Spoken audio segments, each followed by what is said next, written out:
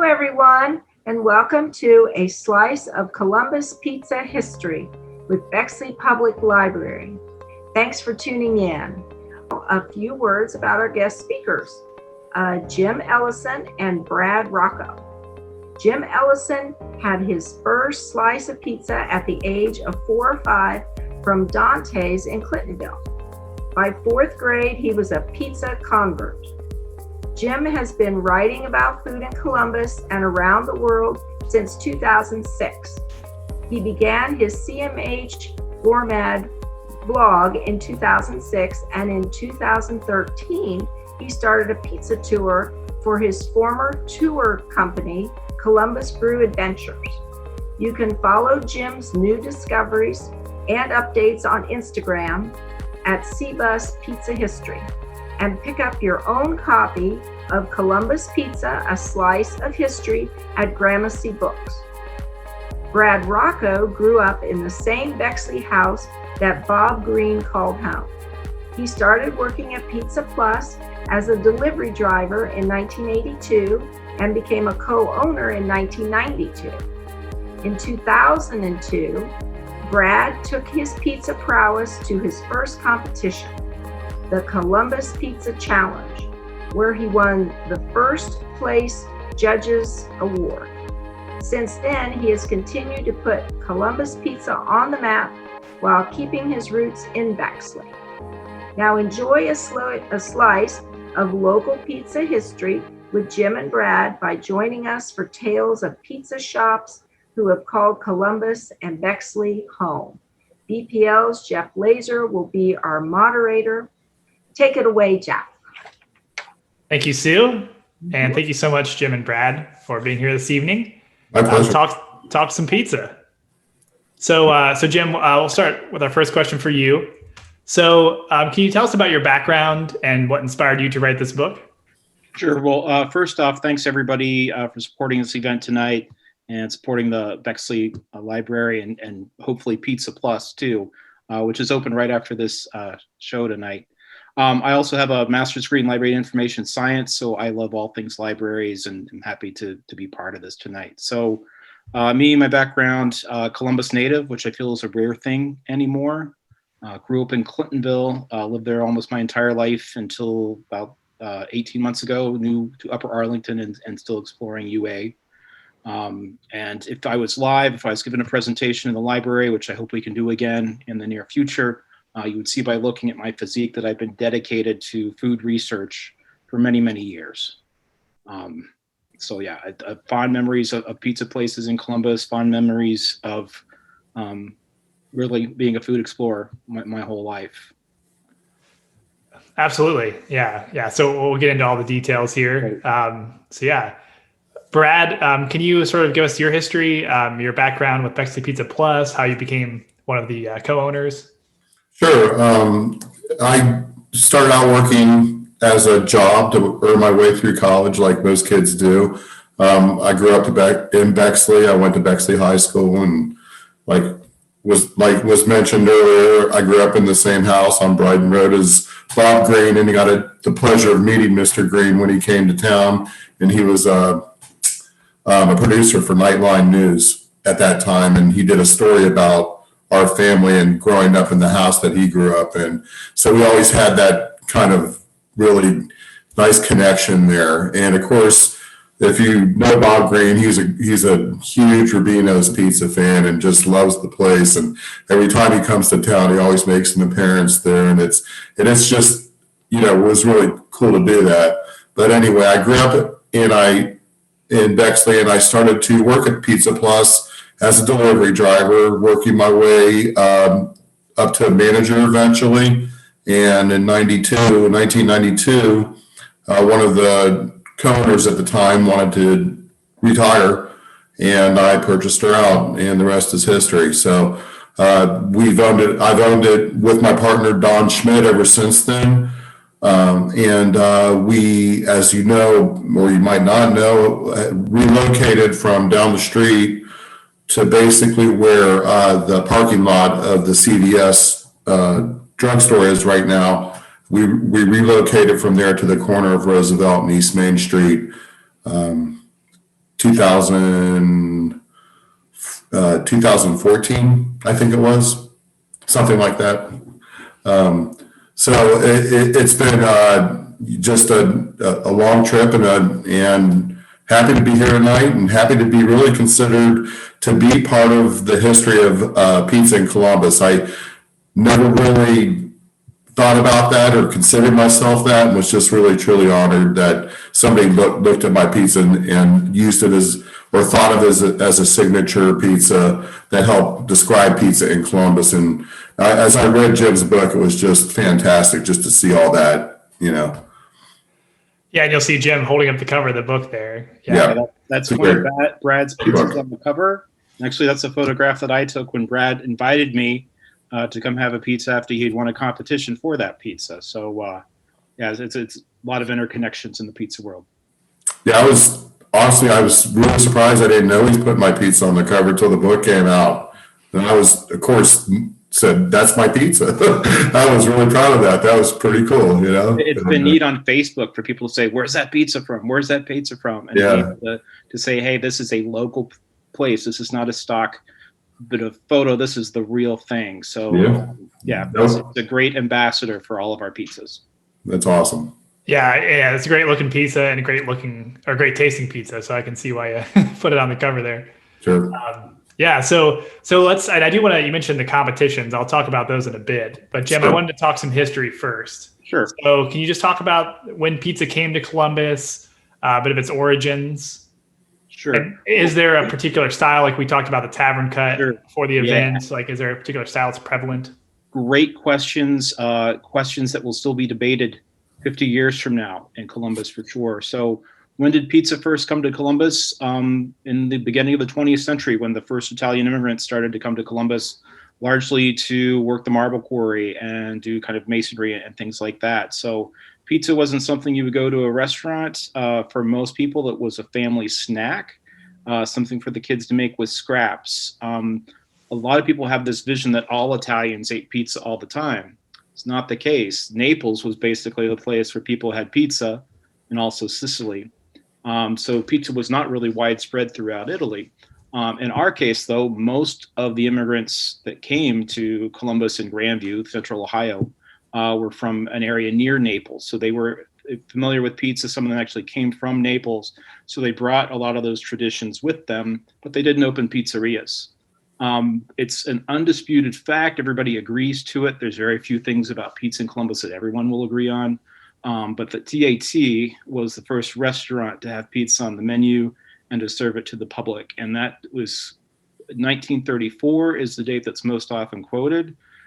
Jimmy Korova, who's the owner of TAT, believes that it might have been on the menu even before that. They just can't find a menu to show it.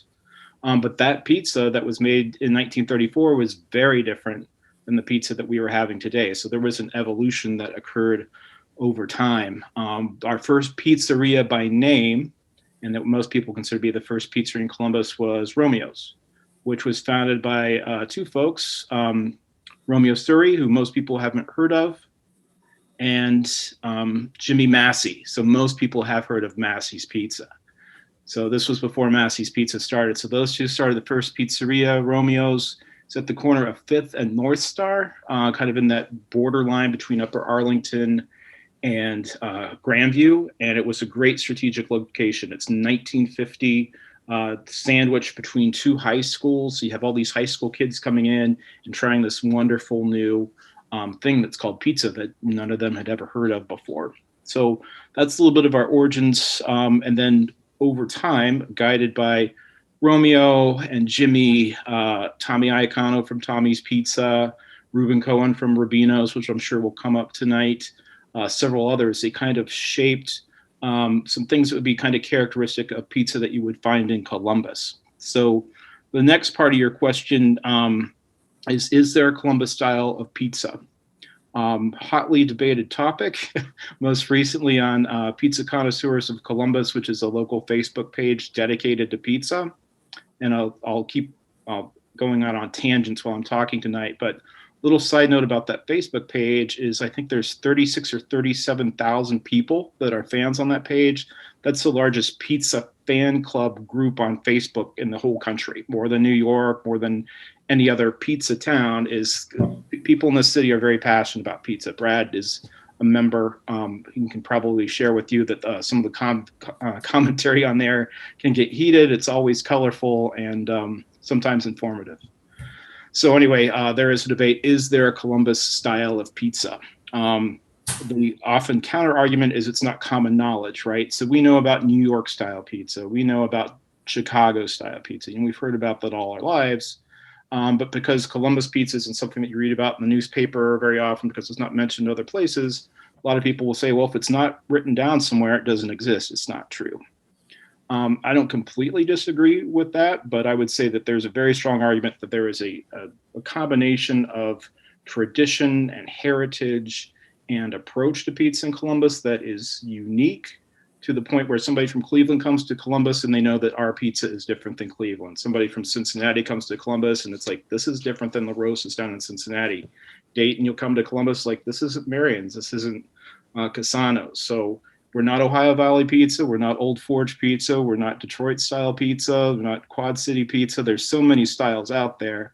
Just because it's common knowledge doesn't mean that it's not a style. So things that I feel are characteristic of a Columbus style pizza is going to be a thinner crust. What one of your questions is, it's cut into squares or rectangles. That's known as tavern cut or party cut. There's a reason for that, which I'll go on to later. In Columbus, we love pepperoni. A lot of people state, and this is pretty well supported, is that Columbus, some people felt that Columbus was the first place to put pepperoni on pizza. May or may not be true, but it's definitely one of the first places to do it. And definitely in Columbus, a signature part of our pizza heritage is lots of pepperoni, almost obscuring the pizza because there's so much. You go to Italy, you go to New York, you're going to see pepperoni on a pizza, but it's more of the afterthought. It's not the focus. So that's that edge to edge topping, or that thickness of toppings, is very much a Columbus thing. In the early days, the cornmeal dusting on the bottom was kind of a signature. Now that happens in other parts of the country too. But here in Columbus, part of the reason for that is most of the early pizza places were using the equivalent of pie pans and similar type of pans to cook their pizzas. Those evolutions of technique changed later as ovens changed and things of that nature. So I would also say in Columbus, we definitely prefer our provolone or provolone mozzarella blend, which is something that, though it's pretty common around the country now in the 50s and 60s, it was somewhat unique to Columbus. And that's in part due to a gentleman named Richie DiPaolo, who owned a couple different food distribution companies in town. His original focus solely on supplying pizza shops, which was really innovative for its day. So tracking back, tavern style pizza. Tavern style originated in Chicago in the early to mid 1930s. And the reason it originated was basically as a bar snack. So you're a working class guy in Chicago, it's the Depression, you're heading home from work on a Friday after being paid, and you drop off in the bar for a beer. And if there's some small sections of pizza there for you to munch on, that means you're going to stick around a little bit longer and have one or two more beers. So that helps the bar make money. And it's cut into little squares so that the two big burly guys in the bar don't get the big gigantic triangle slices. So that was the origin of tavern pizza. That's why they cut it that way. And one of our founding fathers of Columbus pizza was, again, Jimmy Massey. Jimmy spent the first 45-ish years of his life in Chicago as a baker. And one of his cousins owned a pizzeria, well, a pizza place that was serving tavern style pizza. So he probably brought that with him to Columbus. That became a signature thing that Romeo's was doing because they were doing it. Other pizza places copied that. And again, think about where Romeo's was when it started, in between two high schools. So a bunch of high school kids with small budgets come in, share a meal together pretty economically, have fun, try different toppings. And that really grew the prevalence of that tavern cut or party cut in Columbus. Yeah, well, I gotta say, I mean, it's a fascinating history, and also, you know, it helps make your decision a little easier when you're approaching, being full and you're like, can I have one or two more slices? Well, if you got the tavern cut, then the answer is always yes for me. It's also easier for sharing is that tavern cut allows you to kind of split up the toppings a little more efficiently too, right? If you can't agree on what you want, it's easier to do that half and half or quarters or whatever. And also just makes me feel less fat, right? So it's like, oh, just one more. And there is this, and you hear this time and time again, there's this tradition that seems to go back to the 1950s of the person that picks up the pizza eating the little corner pizzas out of the box as he or she is driving the pizza home to the family. I can't tell you how many people have shared that story with me as that was their family tradition. His dad was always still in the corner cuts, or there'd be debate about which of those squares or rectangles on the pizza was best. Some people want those middle pieces that are no crust at all, just all toppings. I call those the tenderloins. Other people like the little crust ridge, and some people like the corners. So, it causes debate. Usually hasn't come to all out brawls, but you never know. But yeah, it's an important part of our heritage and history is the square cut pizza. And I'm all good with triangles. There's a history to why pizza's cut in these big, gigantic triangles. It starts in Naples, where it was a street food, and you're a hungry, poor person living in Naples. You don't even have a kitchen in your house. So you grab this big slice of pizza that you can fold in half and eat it on your way home from work. So that's why it's cut in a triangle, but that wasn't how pizza was served and why it was served in Columbus. So we didn't do that. And there's fierce debate. As many of you have experienced, there's people from the East Coast that are enraged by our little squares. They can't tolerate it. It's wrong. They truly get angry about it. They dispute that a pizza can't be in squares. But again, there's different reasons for why things are the way they are. And in Italy, people are more likely to eat pizza with a knife and fork. So they would look down on almost all of our pizza behaviors, be it New York or Columbus. That's true. I got to say, I love the corner pieces. I'm a corner piece guy. So I'm a fan of the tavern cut, so I'm glad that we have that here in Columbus. So am I. So pivoting here to Brad. So you have a lot of experience in the competitive pizza circuit. Things like the Columbus Pizza Challenge, the World Championship, the Las Vegas Competition, International Pizza Challenge. The list goes on. So can you kind of just give us an overview of your experience in that circuit? Sure. It started, like you mentioned, with the Columbus Pizza Challenge, which was a great event that started it's a charity event for Children's Hospital, and it just evolved. It started out as like a little thing at Victory's Pizza or Victory's Bar, on High Street, and then it just kept on outgrowing every venue that it ever went into.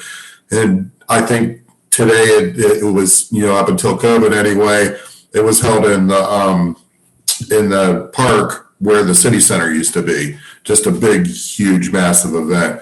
We haven't participated in that single event for a few years, but it was great while we did it, and it really did launch our competitive pizza prowess. I suppose I would say that, because we did so well. And some of the better pizza shops in the city would go there, like Adriatica's, and it was just a really great event.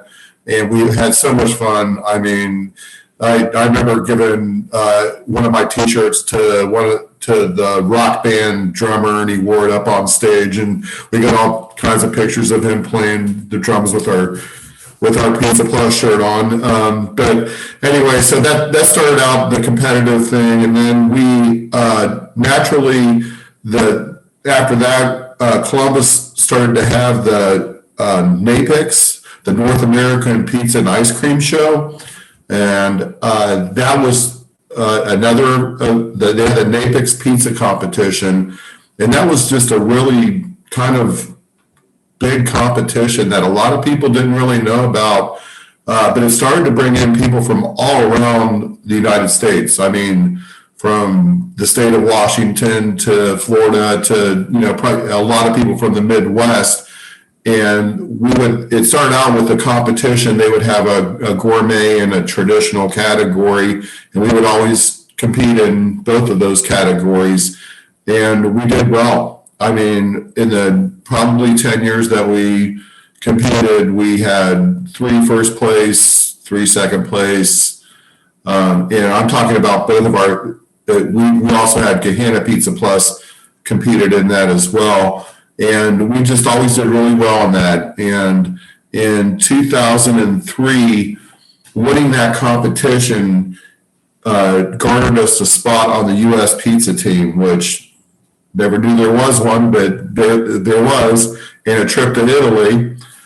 So me and my partner Jack at the time from Gehenna Pizza Plus, we took off to Italy it was just an experience of a lifetime, just traveling and competing with the U.S. pizza team and the Food Channel, who followed us around and did a special on the Food Channel back in 2003, or maybe it wasn't aired to 2004. They literally followed us everywhere. And we went from Pisa to Florence to Venice we went everywhere and had pizza wherever we went. And it was just really cool. And we did really well in the competition. We were the second highest American competitor in the competition, which that was as good as it's going to get for an American in that competition. They would never win it. But we did really well and just got a lot of attention, not only on the Food Channel, but when we came back and local press picked up the story. And next thing we knew, we had people driving from out of state to come eat a pizza. I mean, it was just crazy. And so that kind of evolved into going to Las Vegas, which was probably the second biggest pizza competition you could do in the whole world. It's called the International Pizza Competition for a reason. And they have multiple categories. People from every continent descend upon Las Vegas every spring. And it's 4 days of competition, and it's just intense. And in 2014, I had the pleasure of winning the traditional category, became a world champion there in Las Vegas. And we had always won regional titles there, because that's kind of how they did it. So you got put into a region. If you won your region, you advanced, and then the people would advance for the grand prize. And that's what I did in 2014. And since then, we competed and did well and won a couple more regional titles, all the way up until COVID. And we had plans to compete in 2020, and just like everything else, it got canceled. Literally, it was March of last year, and it was literally days before we left. And if you remember what was happening in Italy before it was happening here, so many Italians were going to travel to go to the pizza convention, and their travel got cut off. And they knew right then that they probably would have to cancel the International Pizza Challenge. And that's what happened. And they tried to reschedule it a couple times since then. Both times have been postponed or canceled, unfortunately. The most recent one, they were going to try to have it again here in June. And now they've postponed that till September, because they just don't feel that we're going to be where we need to be to have something of that magnitude, particularly international, which is going to involve a lot of international travel. And we're not even close to that yet. So we still have a ways to go with tackling the coronavirus. I hope that it comes back, the challenge comes back, because we love to participate in it. Personally, I don't know if I'm going to participate in it anymore, but I started, one of my managers, Ben Hayes, really took into competing as well. So he's really interested in maybe taking the torch from me and going there and competing in Las Vegas when it happens again, when it starts back up. Yeah, like you said, I'm hoping it's soon. Hopefully there are no more reschedules, and it's great that you have someone that can maybe sort of, take the throne and carry that on. Yeah, and it's tough to do. It's tough to get up and leave. I'm an active owner. I deliver pizzas. 5 days a week. So, it's not the easiest thing to do, just to get up and leave and say, off to Las Vegas, guys, I'll see you in a week. So it was just a challenge to do that. And with my kid being in school and getting ready to graduate and all that kind of stuff. So I think it's time to go ahead and maybe hang it up a little bit. You never know though. But part of the fun of what we do, and it is so fun, is coming up with pizzas that we're going to compete with. And Ben and I do that quite a bit. And I have a wood-fired pizza oven at home, and we come home even on the weekends and when we're not working at the shop, and we practice pizza concepts and doing different kinds of pizzas that we think that would do well in competition. So that part of it's really fun and enjoyable too. Is just using our pizza brains together and coming up with something that we think we can compete with. Yeah, I mean, what a great way to sort of, to craft, a really high quality product. And then, as you said, it was such a boon for your business and you got to travel. So really just so great to see your hard work paying off that way. Absolutely. In traveling in Italy and seeing how pizza is treated in Italy, it's just amazing. So it really is, it's, maybe where it didn't start out where everybody ate pizza in Italy, they sure do now. I guarantee you they do now. And each region has their own different type of twist on it. And, down in Rome, you have the Roman pizza, and then it gets, Florence has theirs. Naples, of course, has the tradition of their pizza. It's just, no matter where you go, it's always good. And the thing that always amazed me about Italian pizza that is really differentiates it from American pizza is it's so simple. They very rarely put more than one or two items on it. They very rarely put meat on a pizza. So pepperoni on a pizza actually is not very Italian. They don't put vegetables. Pardon me? You'll find it in Rome for the tourists, but that's about it. It is. If they do, it'll be prosciutto or some sort of a cured meat that they put on almost post-bake. So so when you see pepperoni loaded up on a pizza, that's American, New York. Yeah, that's where that came from. And like Jim mentioned, that's a very big Columbus thing. And maybe he'll mention it. We have a very great pepperoni producer here in town called Eason Pepperoni. And a lot of people in town use it, and a lot of people around the world use it. It is like the secret pepperoni that people really strive to get, and that's local for us. In fact, they're from Bexley. So it really is kind of cool, and to see that how we treat pepperoni here in Columbus is definitely different than other parts of the United States. Yeah. As Jim mentioned before, we really piled on.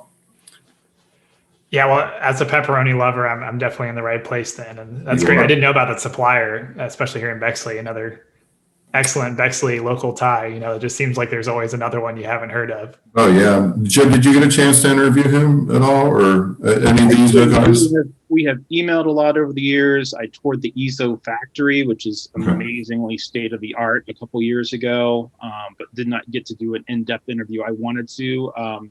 COVID basically, as you know, from the supply side of things, like crazy, RDP, like people from our local pizza supply company working 7-hour days, 14, 16-hour days, just trying to source anything in the early day of COVID. So, for Ezo, trying to source meats for their standard of quality was really hard. So I think he just had way too much on his plate to do an in-depth interview, but we did some emails back and forth for clarification questions. Yeah, Ezo is a great, I'll jump in prior to question.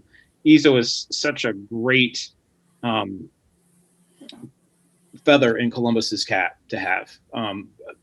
One of the owners lives in Bexley, recently moved near our friend Lenny Collada from Smokehouse Brewing. But it's started in 1978 by a former OSU football player whose family had been making sausage since the late 1800s. We got lucky and one of their plants burned down in Indiana or Illinois, and they said, we need a location. It's like, hey, I just happen to be in Columbus. Here's a great spot. Bring it here. but it's highly, highly regarded. So people probably know that folks in New York are pizza snobs and are very picky about all things pizza. If a New York pizza shop has Eason Pepperoni from Columbus, Ohio, that is a big deal. There's even Instagram accounts that are dedicated solely to what they call Roni cups. So that's the pepperoni that curls up in cups. And if you've got Eason curl and cup pepperoni, you are the bomb in New York. So kudos for us and for a great company and great product. Yeah, and a great family too. Yeah, they really are good people. And they don't sell to the general public. I don't know if you know that, Jim, is they only sell to pizzerias or food concept places. So you always see people in these Facebook forums and groups that want to go try and buy some Eason pepperoni. Sorry, it's not going to happen unless you buy it from your local pizza shop. You're not going to find it. Yeah, in the very early days at their original location, if you were nice, you could kind of talk your way into the wholesale area and get some. But that's been years and years and years since that was an option. But yeah, if you want some Eason, eat at our local pizza shops, or become really good friends with the owner of a pizzeria. See what you can do. I will do one plug. So Weiland's Grocery Market, which is in Clintonville, it's a specialty grocery store. They do source Eason pepperoni. They get it very infrequently because it's in such high demand. But they make some steak and bake pizzas, and they have Eason pepperoni on those pizzas. And when they're there, they're gone in about 4 hours. They have grande cheese as well. Yeah, that's right. Yeah. Yeah. It's one of my favorite places to shop. Yeah. But yeah, great food. Well, these are some great tips. I hope you're all taking notes at home. So yeah, I should make a housekeeping note for those of you that joined in late. We're kind of having a discussion with Jeff right now, but after that's over, we wrap up questions. We're taking questions from everybody out there. And if you came in late, you can actually send questions via chat, and we'll try to get as many of them as we can during the program. Yeah, absolutely. Thank you, Jim. So yeah, I'll definitely reload those questions as they come in. So back to Columbus and the quality of our pizza. So at one point, Columbus was ranked pizza capital of the U.S. by Pizza Today magazine. Can you talk about that a bit? Yeah, I mean, you always read stuff in the paper and magazines. Here's the number one place for this. Here's the number one place in that. You look at like what the metrics are, putting it together. It's like, oh, well, we asked 10 people in New York who they thought the best pizza place was. But Pizza Today was a pretty legitimate award. They looked at some true numbers. And in the late 80s, early 90s, which was really kind of the epitome of Columbus pizza, the metric that they use is they look at the population Columbus and the number of pizzerias in Columbus. That's not places that just happen to serve pizza, which now is almost ubiquitous, but like how many pizzerias per capita did Columbus have? And Columbus outdistanced every other city in the country at that time. And that was the case for several years.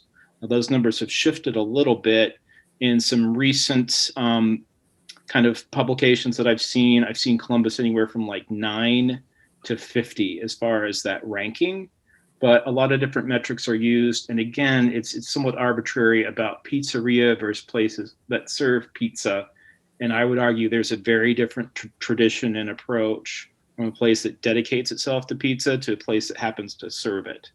But Columbus definitely earned that moniker. Richie DiPaolo, who we mentioned a little bit earlier, he was a correspondent for Pizza Today. He was really considered one of the top pizza experts in the country. He knew everything about ingredients and all types of things. And so he added some validity to that. It was in the press. It was something really a source of Columbus pride. People that are newer to the city or don't recall Columbus pre-2000, as Columbus has this long history of kind of navel gazing and feeling that we're inferior to other cities and like, oh, we're not New York and we're not Chicago and we don't have this and we don't have that. But I feel that Columbus was very proud about being the pizza capital at that time and era. And our menus and choices were different then too. So it was a big deal. Yeah, it might be one of those things that you sort of take for granted if you've only lived here your entire life, like myself, in which kind of ties into the next question, which Brad, can you talk about the relationship between Rubino's and Bexley Pizza Plus, which are two, amazing pizza establishments, literally now right across the street from one another. Yeah, we're right next door. Right next door. Yes, thank you.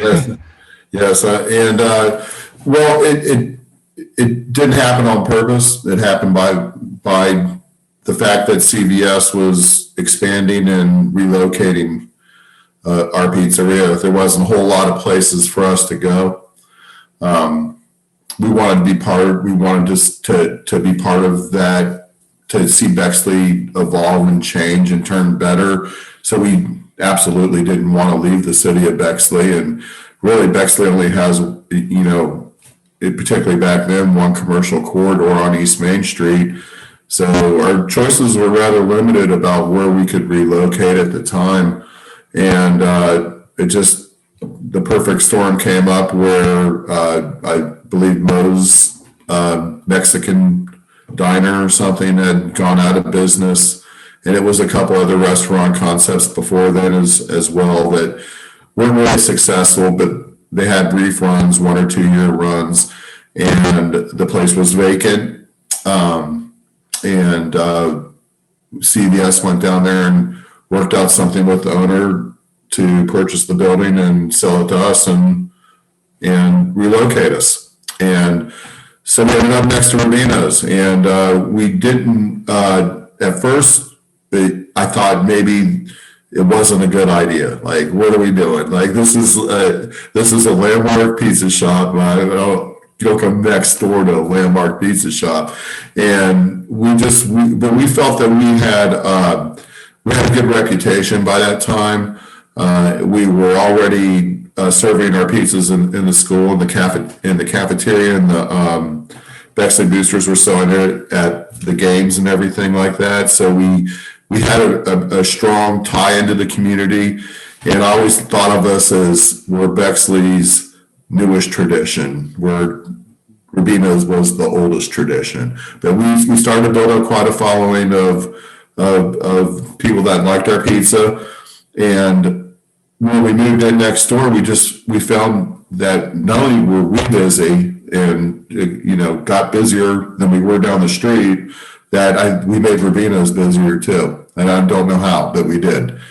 So basically, I think we kind of became a spot to go where families really enjoy both of our pizzas. And you would see a car pull into one of our parking lots, and one would go one way and one would go the other way. Half the car would go one way and half the car would go, or someone would come in and pick up a pizza from us, put it in the trunk, and then go over there and pick up a pizza from them, then put it in the trunk. And so there's a fallacy that it was always in Bexley. You either went one way or the other, either Pizza Plus or Rubino's, and not true at all. There's families that definitely do both, actually quite a few.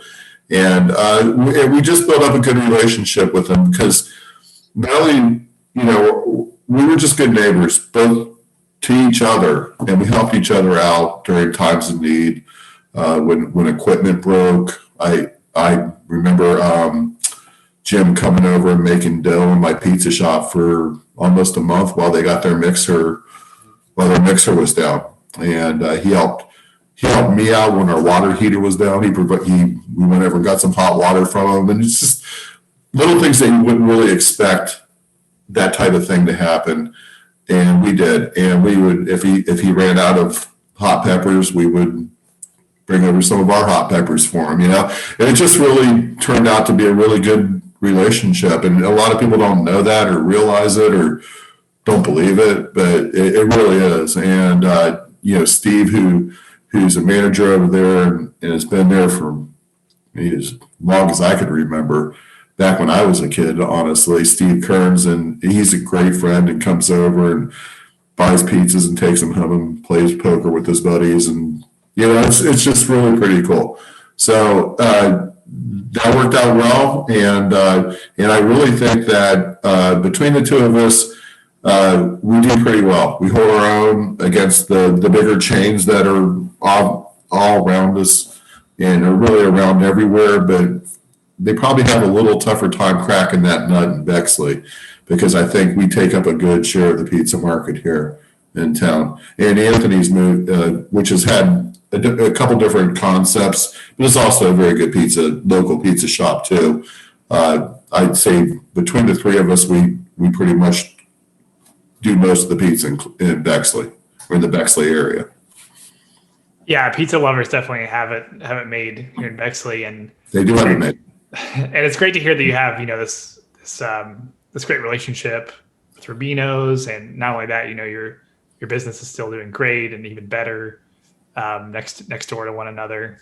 Yeah, personally, if somebody's not ordering my pizza, which is okay because not everybody orders your pizza every day, I'd rather have them go to one of those other guys than go, well, I'm not going to name names, but to a chain. I'm glad to see that people embrace keeping their money local and supporting local smaller businesses. And let's just face it, the smaller businesses are the ones that are suffering right now, particularly with COVID. The big guys will come through, but unfortunately, a lot of small places haven't. So if there was ever a time that was there's never been a time more important than now to support your local businesses and keep your money local. We may be at the end of the race, but there's still a long way to go for these small businesses. And mentioning like a couple kind of signature Columbus pizza places that have closed during COVID: Bruno's, Josie's, old time neighborhood spots, and just can't compete in this market. Everybody hears it's like pizza places are doing great. They're doing great. Well, they're doing better than other restaurants that are, basically nosediving. But they're doing okay, but a lot of them are barely keeping their heads above water still. As far as pizza growth, take a look at all the chain locations that have opened up in Columbus in the last 6 months. Those guys are grabbing a lot of turf. We're lucky in Columbus. We tend to be more loyal to our local shops than the rest of the country. We've got a higher percentage of independent pizzeries in Columbus than most other cities in the country. But that is something that we really need to protect. Because it is very hard. Brad can, I'm sure, tell you the blood, sweat, and tears and hours that go into providing a product of his quality. But yeah, it's a lot of competition, and there's a lot of concern. This was one of the things that drove me to write the book. COVID lit a match under it to get it out even quicker, was to support these small independent businesses. And many of them are wondering if the next generation wants to go through all this hard work to keep it going. So I think it's worth preserving, and I hope this book is a part of it, and I hope everybody out there keeps that in mind as they're choosing how to spend their income. Couldn't agree more. Yeah. Yeah, it's a great point, and like you said, it's more important now than ever. Yeah. We did have a question come through in the chat that I wanted to relay. Okay. So Bill asks, so he says there's a Romeo's Pizza in Gahanna. Does that have any relationship to the original Romeo's? It doesn't. Bill Babbitt actually is a good friend of mine. If you ever decide to do a program on beer, ask Bill to be one of your guests. He knows his stuff. There is a Romeo's Pizza chain that is growing very quickly in Central Ohio. And they are not related to the original Romeo's of 1950. And an interesting side story on that. So I took a lot of work, but I actually finally, after about a year, tracked down the daughter of Romeo Suri. And the family had the Romeo's name trademark for years. The pizza place made it to the mid-'70s, and they let that trademark lapse at some point in time. And they really wish they had held on to it, because now there's another very large pizza place called Romeo's in Central Ohio, and very different products. Yeah, that's good to know. Yeah, it's one of those things. Yeah, sometimes you can't foresee these types of things. Yeah. Yeah, I mean, just as a side, I know Sean Browser, who originally opened Romeo's up in the Cleveland area, and his big thing is he would come over and take over kind of failing pizza shops that were either going up for sale or just about to go out of business, and he would move in his pizza shop, and that's how he expanded. It was a whole concept of his where he really kept his startup costs very low by purchasing these turnkey businesses, and it's a great success story. He's since sold it, I believe. I don't think he owns it any longer, but yeah, it's growing. It's still doing well and growing, and their pizza is a good pizza. Yeah, I was like, it was hard for me. It's like, I don't eat chain pizza, but I had to, and They're not a bad tell you, chain. my expectations were exceeded. It was good.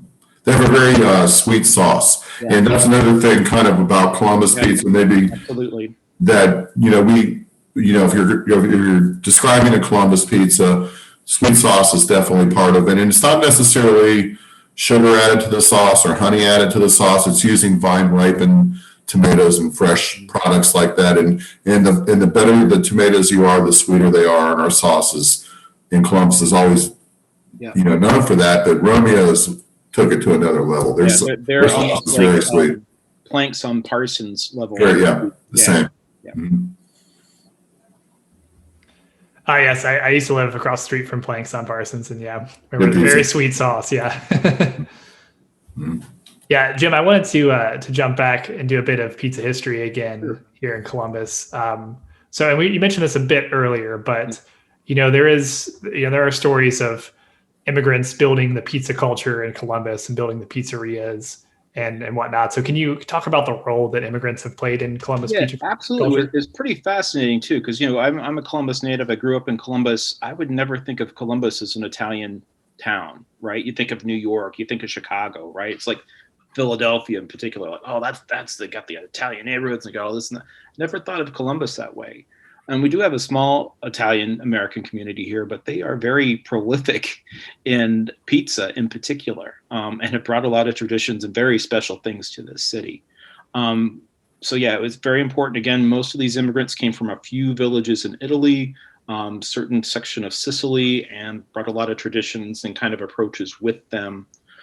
There's Italian immigrants, first and second generation, that came to Columbus and worked with these folks and shaped a tradition.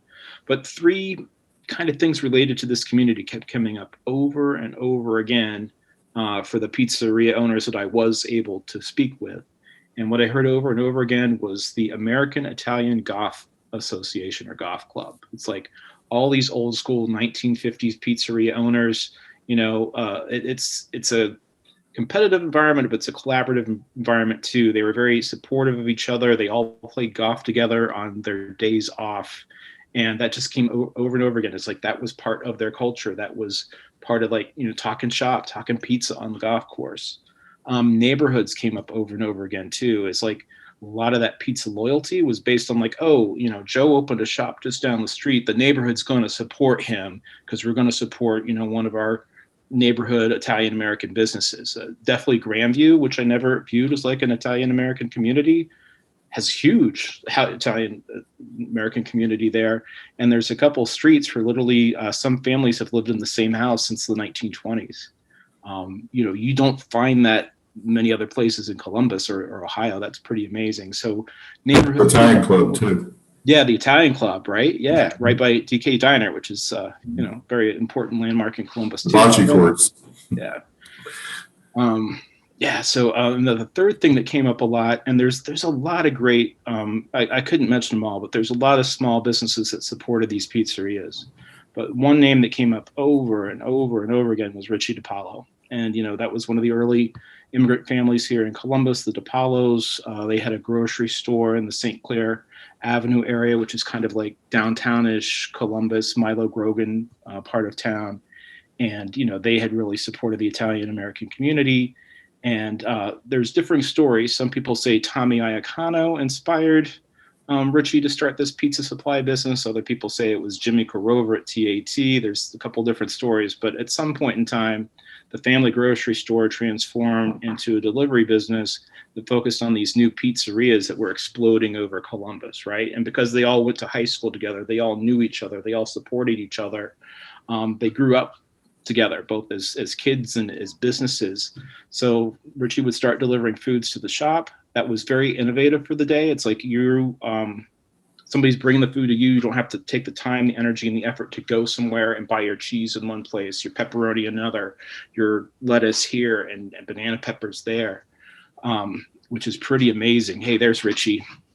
So that was innovative for its time. Richie would float people money if they needed supplies. It's like a new business starting out. So this camaraderie, this community in the Italian American community really fueled the growth of these pizzerias. And I equate the pizzerias of the 1950s to the taco trucks of the last decade is these immigrant folks that are new to Columbus is oftentimes working a day job and working these pizzerias at night with the family as their labor force, so they could kind of improve their situation and how they're viewed in the community. So pizza was big, not just to eat, but as part of the Italian American community assimilating in Columbus, where they had largely been ignored prior to World War II. Yeah, it's very interesting that you make that analogy to the taco trucks of more recent periods. I mean, because in my experience, that's where you get some of the best tacos and the most authentic, food. I wanted to share Kevin's comment here in the chat. So he says, "R.I.P. to my boyhood pizza shop, the Tommy's Pizza at Hamilton and Livingston. It was such a part of our family that we celebrated my parents' 50th anniversary there." So thanks for sharing that, Kevin. It's no longer there, correct? Correct. That's gone. Some unfortunate circumstances led to its demise. I muted myself for a while because my sump pump's going off in my basement office. So I tried to save you guys from that as best I could. So Brad, I wanted to ask you about Bexley Pizza Plus's involvement in the Bexley community. Okay. We were entrenched in the community as it gets. So we are a part of any fundraiser as many fundraisers as we could be part of with the schools, all the schools and the PTOs, one of which is going on tonight at my shop as we speak with the Montrose PTO. And we just are part of the community in a way that a lot of pizzerias are. We're local. I literally live 2 blocks from my pizzeria. And most of the people that work for me are Bexley High School kids or Capital University kids working their way through college, just like I did, and kids that are basically getting their first job and learning how to make money for the very first time, and their parents are just ecstatic because not only is their kids working local, they're making good money and they get a discount. So you can never overlook that. And just the things that we do with the local community in churches and temples. And I think if you look around Columbus, the pizzerias that have been there for a long time, the ones that are entrenched in the communities that they're in, do exactly that. They're part of the community in every way that you could think of. And as mentioned before, we have a great relationship with the school. We do. There were no sports this year, unfortunately, but that was always a big part of our business. And again, that was lost business for us. This year was all the pizzas that we sold through the every sporting event that was done at the school, whether it's football, basketball, or whatever game or any kind of special event of any kind. And on a good football Friday, we would go through 50 pizzas at the game just there. So, I mean, you can kind of see where, we do miss that, of course, but we know it'll come back. And part of growing up in the community, it just gives me pride to kind of almost like give back to it a little bit. And I'm rewarded back by just having a very good, solid Bexley customer base. Yeah, and it's just another reason, as we discussed earlier, to support your local small businesses, because in turn they're giving back to the community. Just so many reasons to do so. I wanted to share Julia's comment here from the chat. So she says, "It seems like River Pizza is finally getting a toehold in Columbus. Steubenville isn't very far away. Is there a reason it hasn't been more popular here, or perhaps it was just under the radar?" Is that for Jim or? I guess either one of you, if you're familiar with it, River Pizza, Steubenville.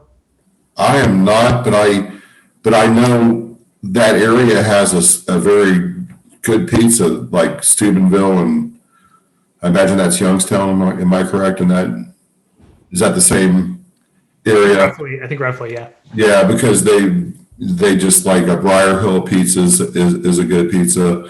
So we have a lot of Youngstown pizza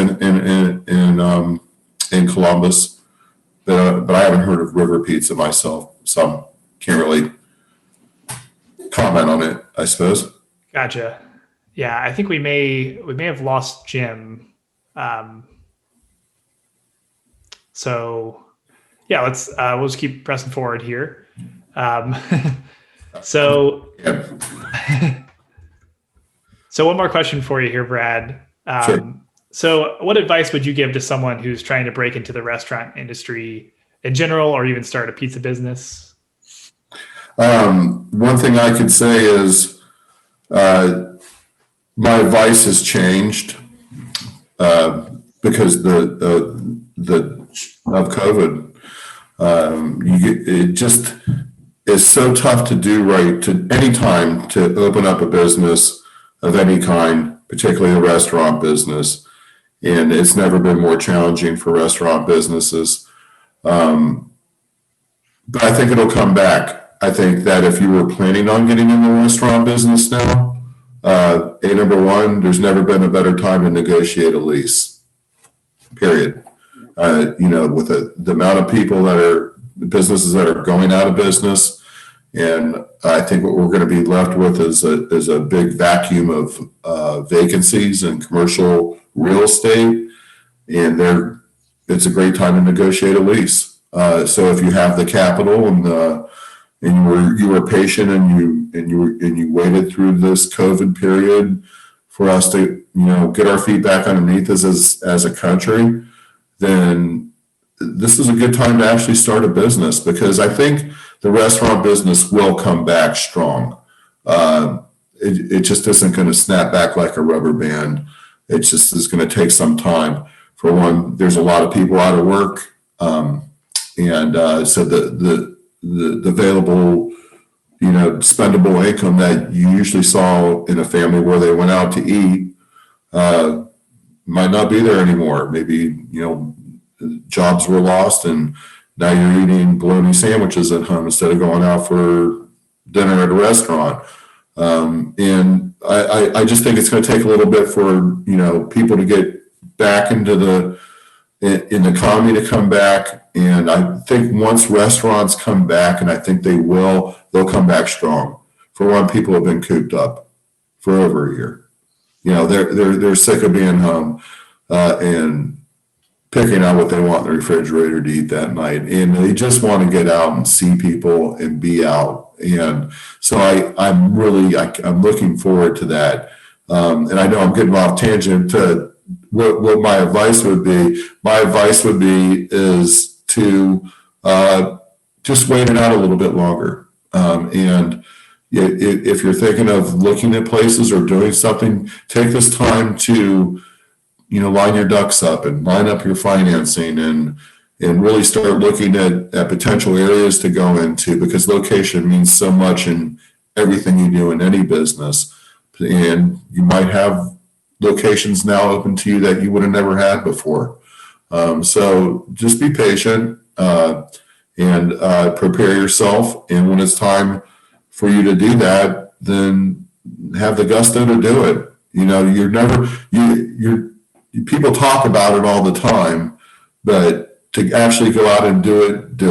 Just go out and do it. And a lot of times, starting a business or starting a pizza business or a restaurant business, and I mentioned this with my friend Sean, who did Romeo's, looking at turnkey businesses is a good way to do it, because there's so much capital that goes into purchasing new restaurant equipment and fixturing spots, and the cost of opening a restaurant is just astronomical, and it's significantly less when you could go to a place that has a dish sink already set in, a dishwasher already there, bathrooms are already built out for you, and all that kind of stuff. And you're basically, it takes a very minimal effort to change it into your concept.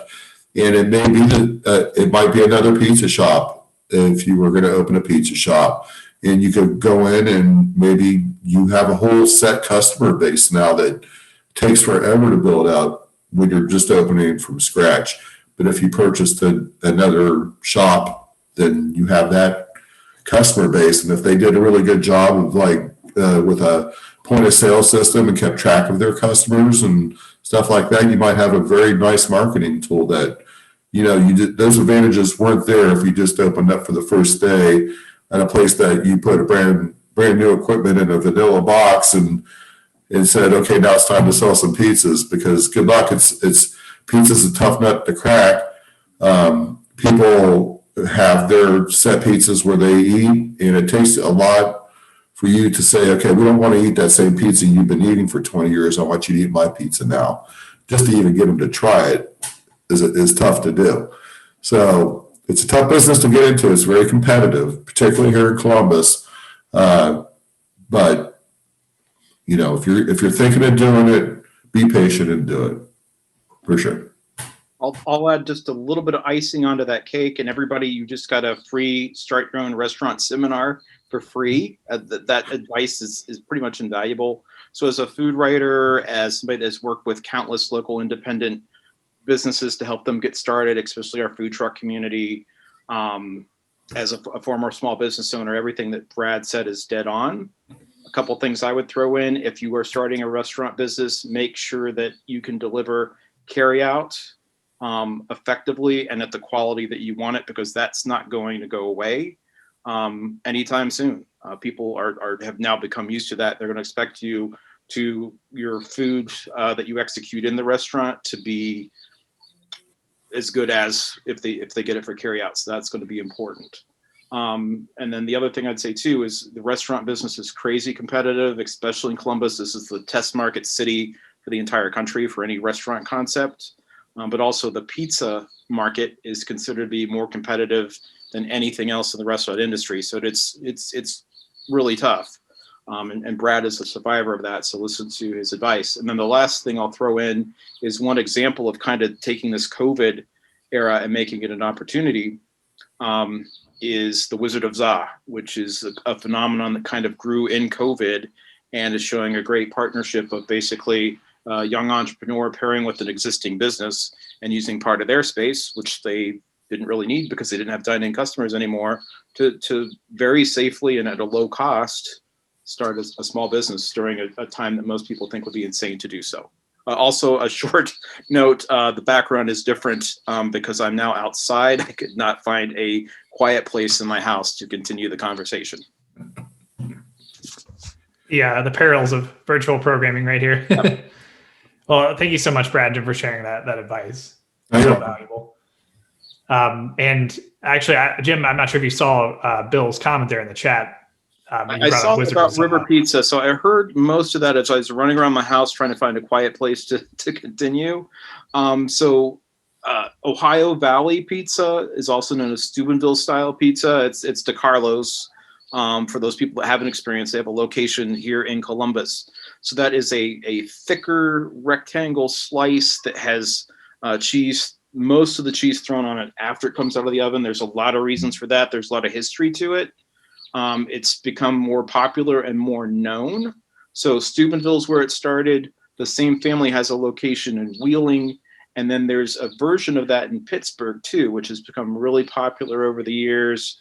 Though they started well after Steubenville. That's where it originated in that area. So a lot of history there. And then Briar Hill up in Youngstown, there's a true style to that.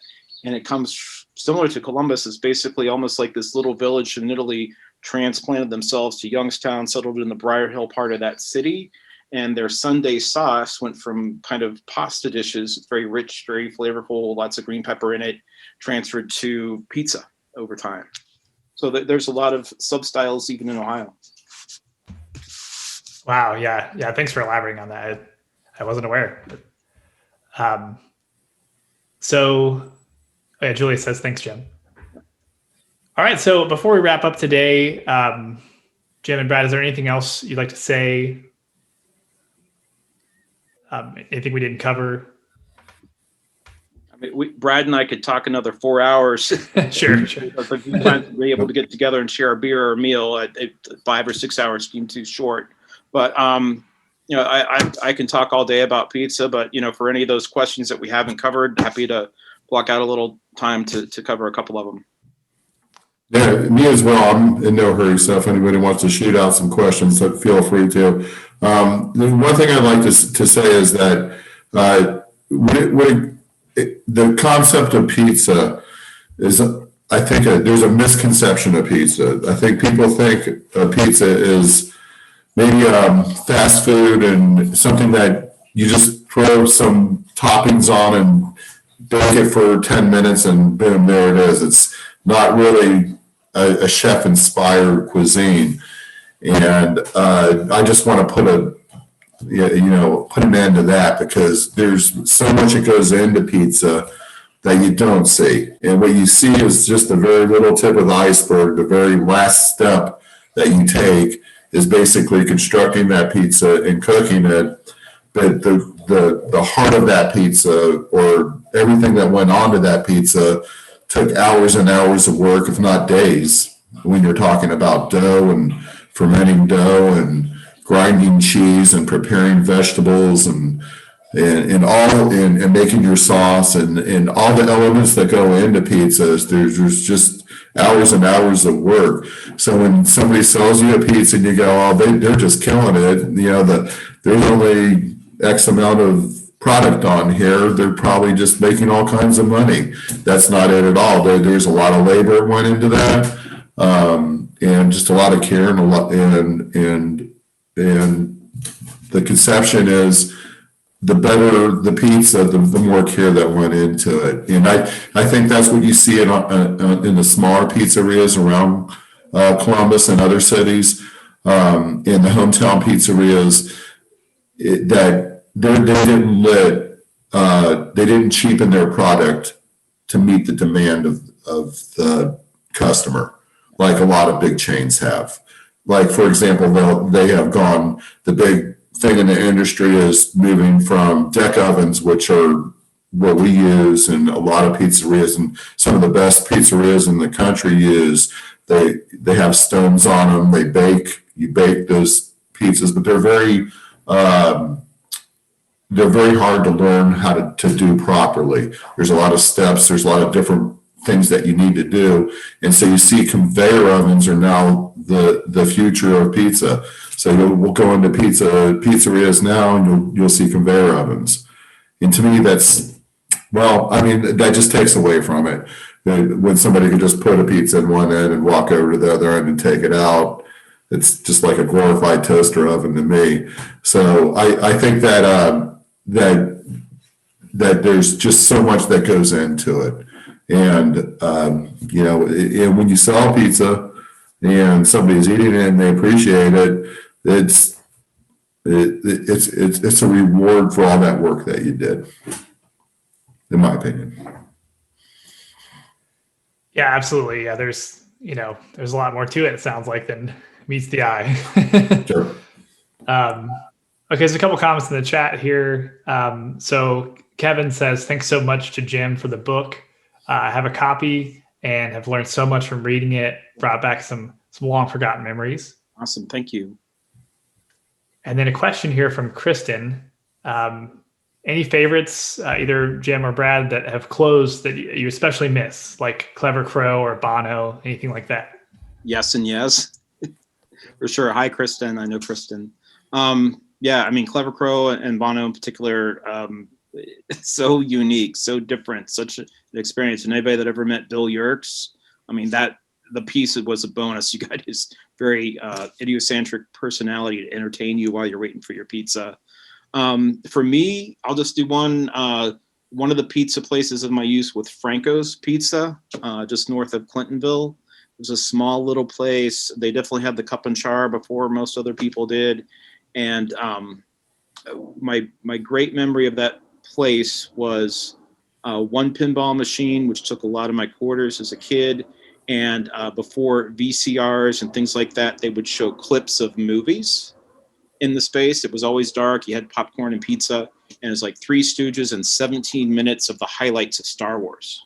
And that was innovative at the time. So I'm dating myself, but I have strong childhood memories of Franco's.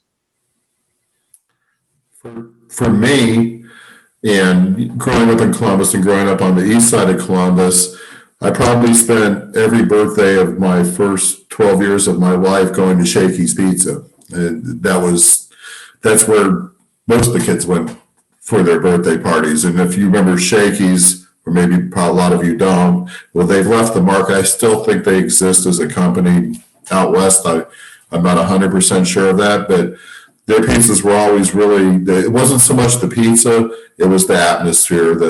It was like all wooden benches, picnic benches, and a little window that you would go up and order from. And it was just the coolest thing in the world. I just could close my eyes and put myself right back in there and Shakey's Pizza again. And I do remember the pizza. The pizza was good, but the atmosphere was the most memorable thing about it. And also Papa Joe's on campus. I miss that. Spent a lot of my time at that Papa Joe's in Bucket Night. Me too, Brad. I did graduate from college though, so that's right. But yeah, I think my two greatest memory of Papa Joe's, one running out with an empty bucket of beer from the front door as a souvenir, and running right past my Spanish instructor on High Street. And it's like, I can't talk now, I got to run. And the other is how sticky the floor was. Literally, like your feet would get stuck because of all the sticky, very low grade beer on the floor. They didn't want you to leave. Yeah. Yeah, you were there. Yeah. There's a lot of people there. Similar to any sort of respectable kind of divey small music venue, the stickier the floor, it seems like the better. Yeah. Unfortunately, it burned down, and it was a huge fire.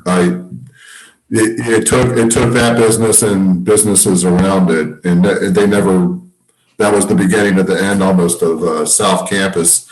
It soon became part of the big, huge renovation project that anybody who grew up in the 70s and 80s remembers Bucket Night at Papa Joe's. My God. Yeah, that was the place to go. It's definitely changed a lot over the years. For sure.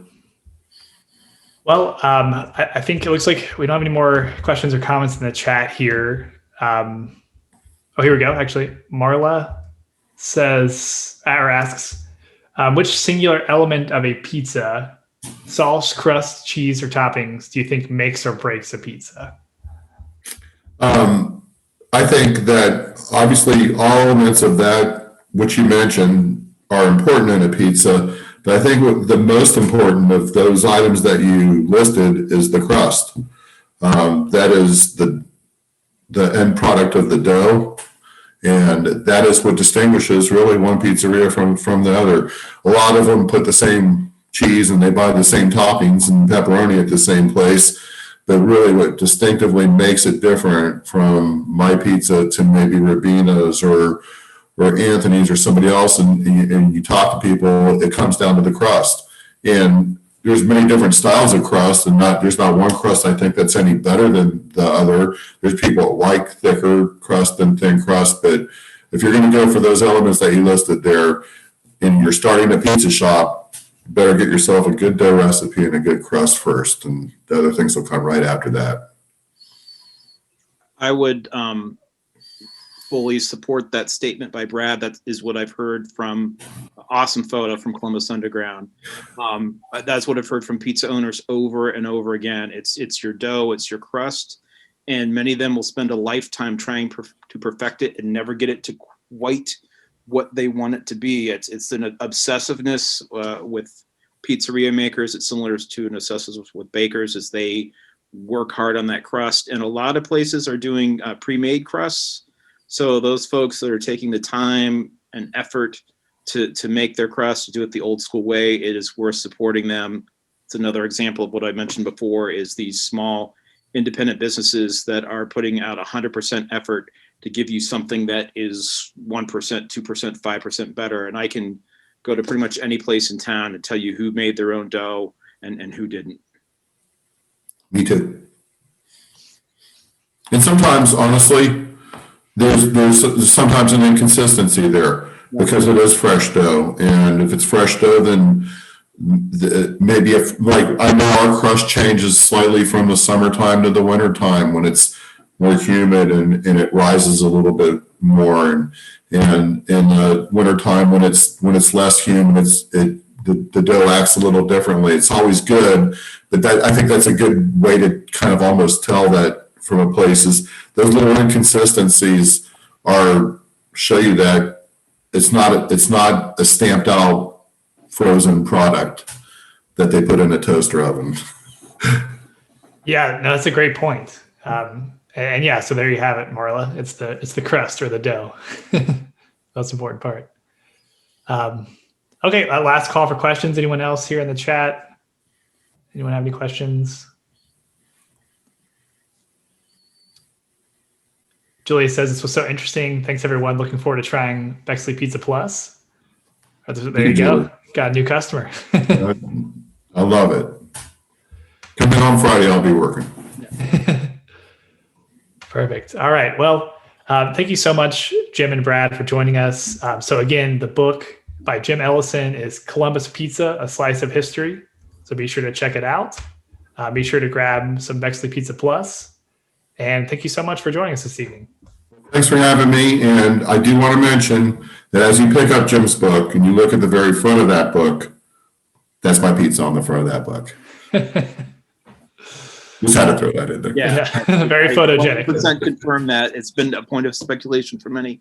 One last parting thought I will throw in, again, to support these independent local businesses. When they offer pizza delivery themselves, that's okay. DoorDash, all these other delivery services is sometimes kind of an adaptation these small businesses have made to keep your business. But also keep in mind when that entity is delivering to you, oftentimes that local owner is paying a portion of that cost and is basically oftentimes looking to break even just to keep your business instead of lose it to somebody else that doesn't deliver there. So whenever you can, use that own pizza's delivery service or go pick it up and wave with the mask at that owner that's working for you. Because a lot of pizza owners will tell you it's that interaction with customers over the years, seeing families grow up in their shops is a big part of why they do what they do. Yeah. Well said. Absolutely. Yeah. Thanks for pointing that out. Yeah. All right. Well, again, thank you, everyone. Thank you, Brad. Thank you, Jim. My pleasure. And this program will be recorded and put up on our YouTube page. So if you'd like to reference it later, it will be on there. And have a great evening. Hey, everybody. Thanks, Brad. Take care.